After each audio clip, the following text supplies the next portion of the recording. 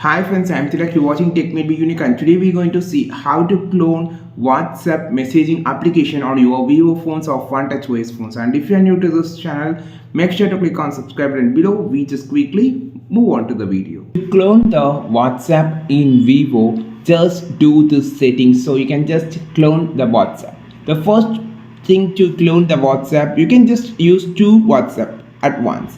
WhatsApp and also the business WhatsApp if you just need it. If you just need more WhatsApp, just clone the app. Just swipe down, just click on the setting option, and now you just swipe down, just click on the apps. And in this app, you just need to swipe down, and you will see an option called app clone in your Vivo phone. Click on this app clone and you will see a lot of options. Just want to turn this on. Once the app clone is enabled, the corresponding duplicated app will be generated on the home screen to allow you to sign in into the two accounts at the same time. So just click on this WhatsApp.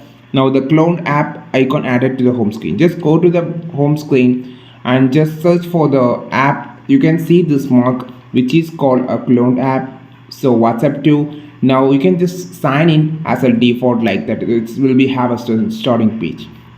If you just need to remove this app, just turn this off. The WhatsApp app 2 data will be also deleted. You can just note this point and click OK. Now the app has been gone. I think this video helped you a lot. Like this video, share this video, subscribe this channel. We will meet our next video with a super valuable content. This is Tilak signing off from Tech May Be Unique. Have a wonderful day.